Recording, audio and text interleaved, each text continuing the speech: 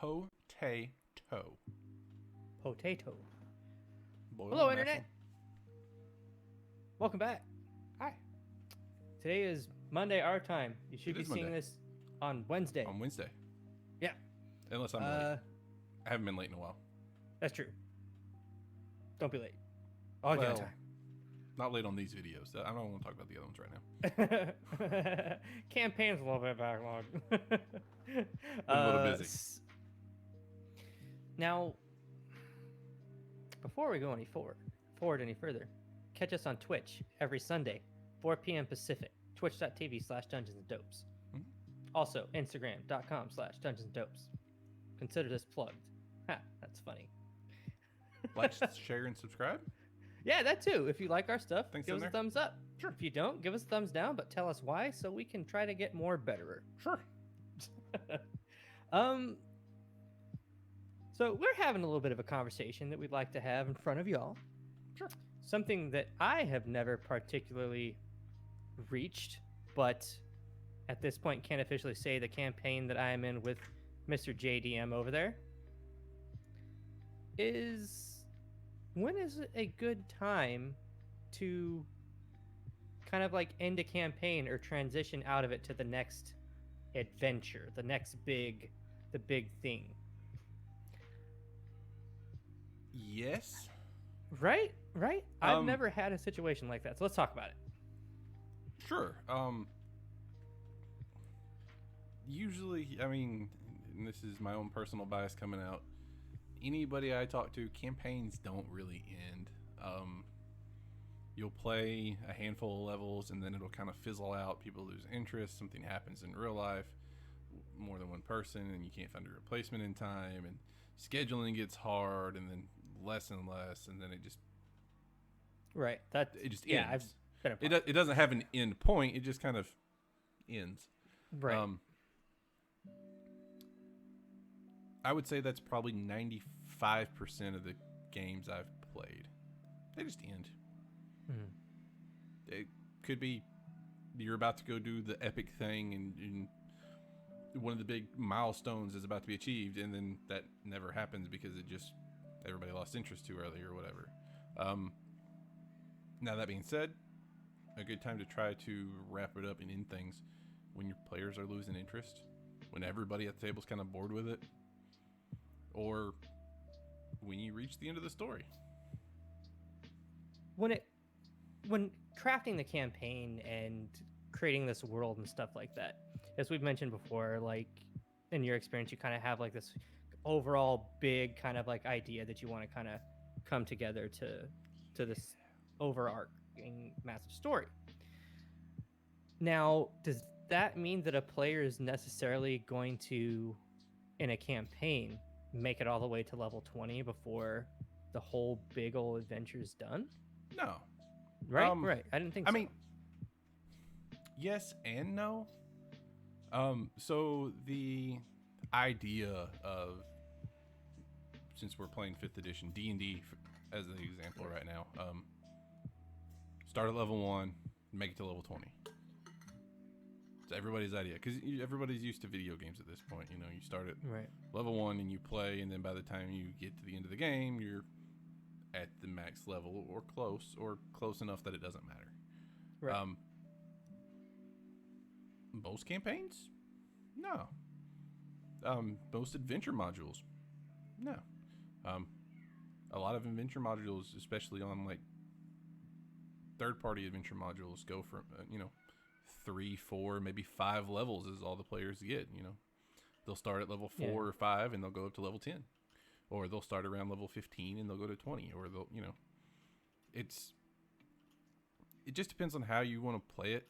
There's nothing wrong with going from level 3 to level 7 and that being the whole big story. Your scope of the story needs to be tighter. You don't want to have, the world is ending, let's save the world at level 2. Mm-hmm. But save the princess at level 3 or 4 is perfect. And that can be a whole story in itself. That can be a whole campaign in itself. Especially if you're using Milestone, which is a personal preference because it just feels more organic. I agree. I like the milestones because you're striving to reach kind of like this big moment, right? Right. And XP leveling and stuff works like in like a traditional game and stuff like that, but it also, depending on how things are done, leaves the unfortunate opportunity for players that work and have like pretty extensive things that they need to handle outside Yep. of the game. That's gonna unfortunately hinder them from keeping up with the rest of the party, because people get And it's XP depending on what you're doing right. different ways. And it's weird. So I used to run XP campaigns. I would reward XP for what you see in the book for usual things. Any kind of encounter, whether that be traps or enemies or something like that. But I would also reward XP for playing to your character. Here's 50 XP points because you were in character, because your character because the druid tried to speak with the animals and did animal handling, or because the rogue tried to pick locks and get inside the shop and take something, or whatever. The role playing aspect of it and rewarding character choices with XP is something that a lot of things are missing. Yeah, I know a lot of DMs too use not influence, but the other word that starts with an I that we don't. That's the one, yeah. That you actually don't see used too often, but like they're like, hey, you did that. Here's your basically luck roll essentially. But the adventure modules and Wizards of the Coast adventure modules like Rise of Tiamat, Horde of the Dragon Queen, Descent to Avernus, stuff like that, they'll have experience for each quest you do. So every time it's essentially you get experience for what you kill, and then you get experience for completing these objectives. The experience that you get for completing the objectives is, from what I remember, a bit more than what you get from killing things. So it's kind of split half and half, but there's no incentive to be the sneaky thief if you're wanting to play the sneaky thief. There's no reward for doing that beyond just, oh, you get a little more gold, or oh, you get a little more of this or whatever. And rewarding that kind of play helps a lot with that. But yeah, wow, that was a long tangent of other stuff. No, but it's all coalescent to what we're talking about. A little. Yeah. Ending the campaign is weird. Actually tying a bow on it and saying, okay, these character stories are done, or are done for now. It's one of those, with it being a communal table and everybody having a say in things like this. It's, if one person is not on board, you're left with the feel bads. Yeah. Well, I wanted to do all this. I wanted to do that. I still had answers I didn't get. I still had questions I didn't get answers to, and stuff I didn't get to do, and it makes it hard. It makes it really hard.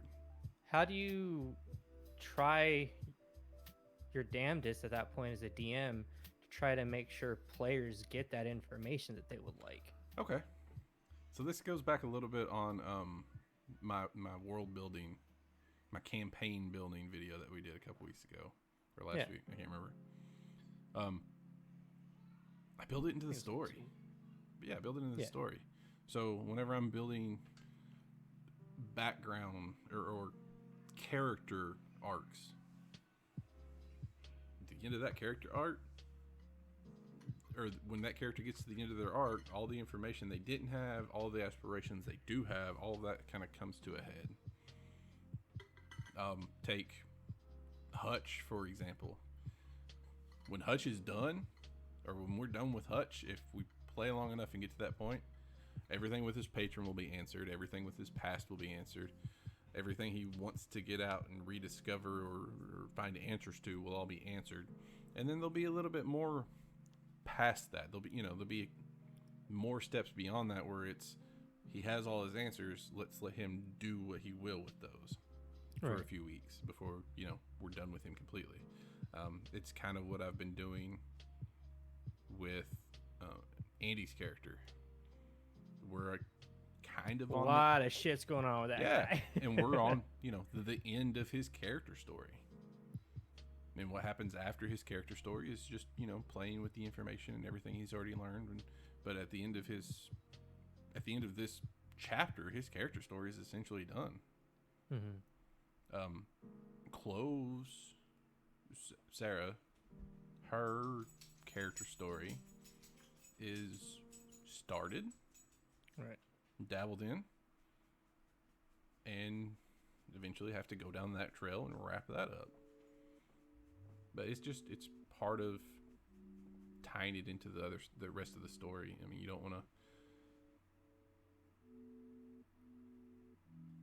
to sow seeds of, hey, here's this really big mystery about your character, and you never find out about it because the campaign ended. Bummer. Always attempt, unless it fizzles out, which can't help it when it fizzles out.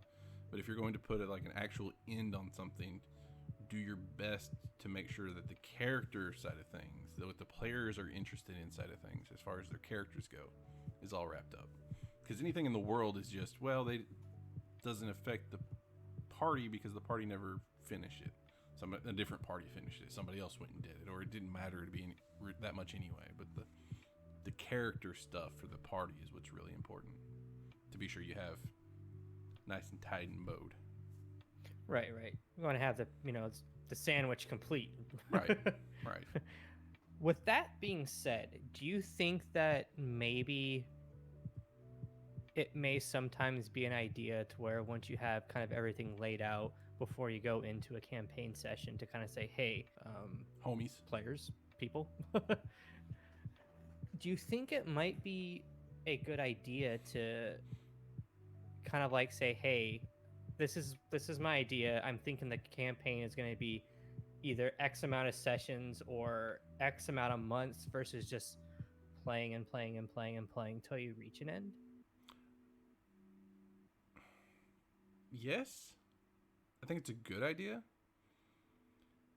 For me, it's very hard. Some DMs do that. They're like, hey, I got this story plan.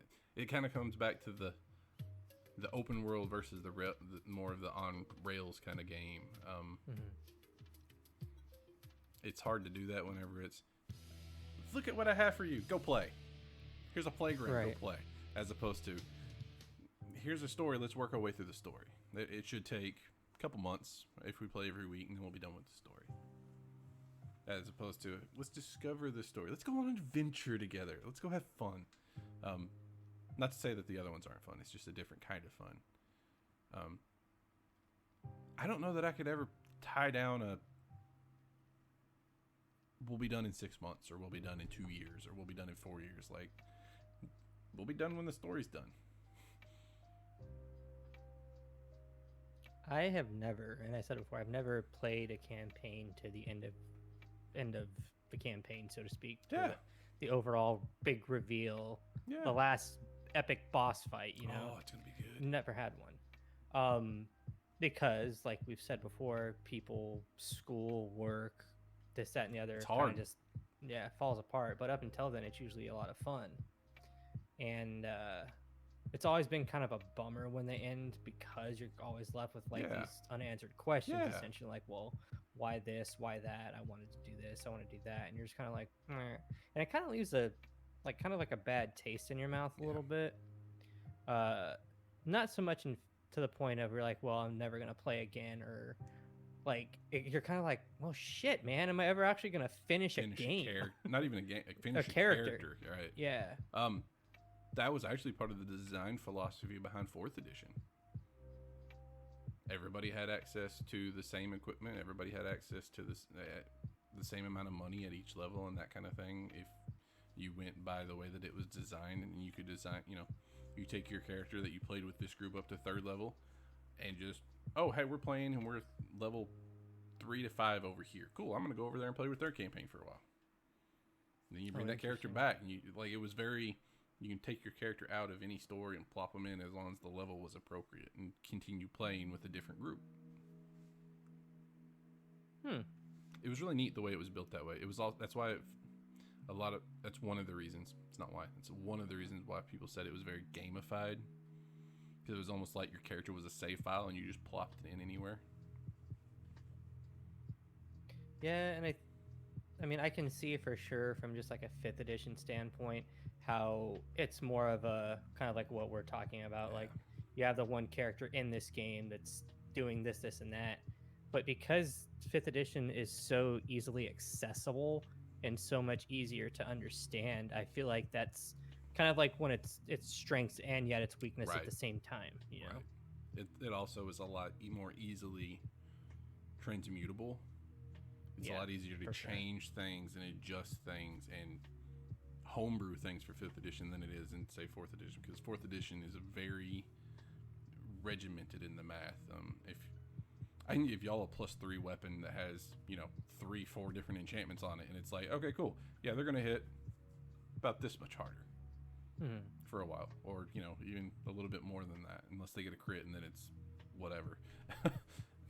In 4th edition, if you give somebody something scaled up that much, and they're now this powerhouse that's hitting everybody for substantially more than Becomes anybody game else. breaking. Yeah, it's a lot harder to keep things in balance if you're homebrew in 4th edition, which I think is a great place to learn, honestly, because if you can learn how to do it in 4th edition and how to balance it, it makes it so much easier outside of, like, in 5th edition, to be like, oh, well, I can just just go for it, have fun, I can fix it in the back end.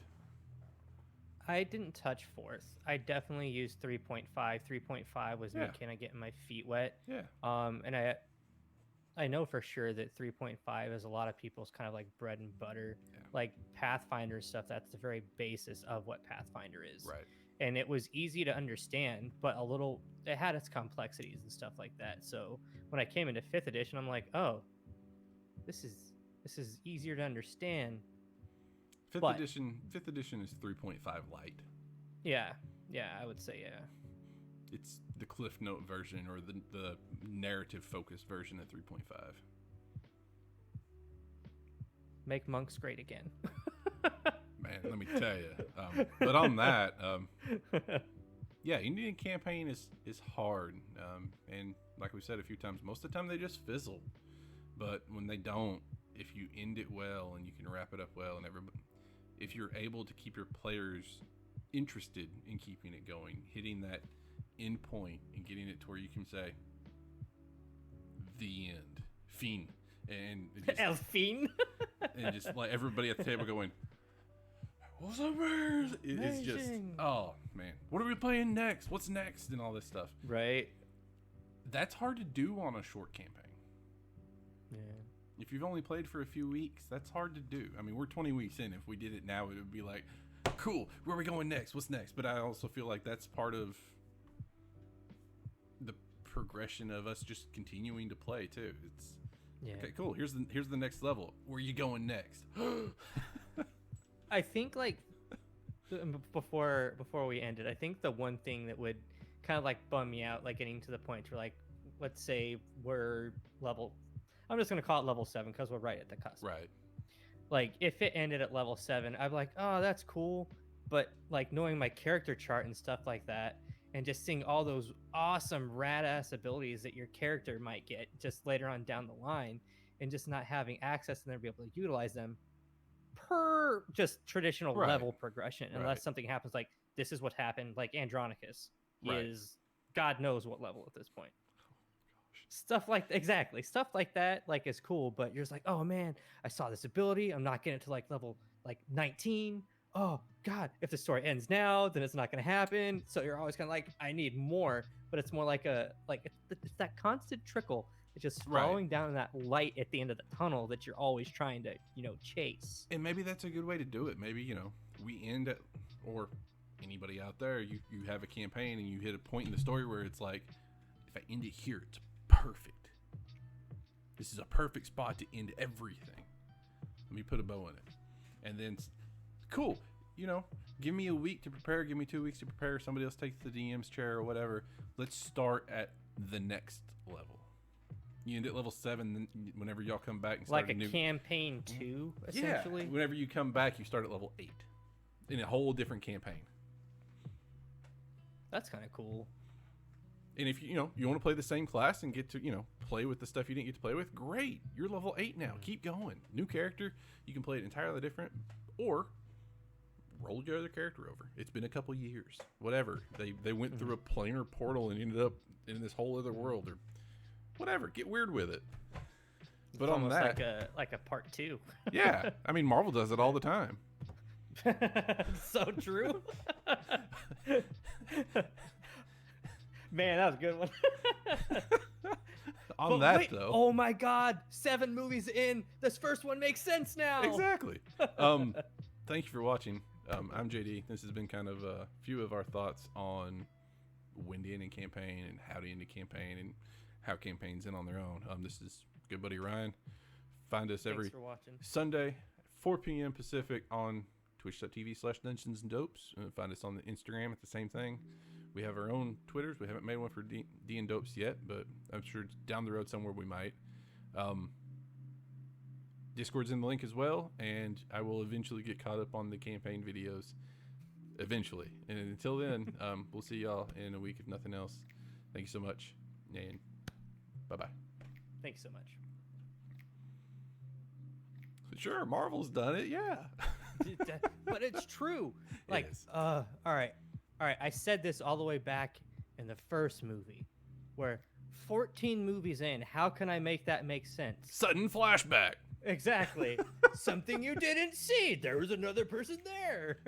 Never in the original movie to begin with. They just added it in. Wasn't even planned out. But now every release of that original movie that they do now will have that in it.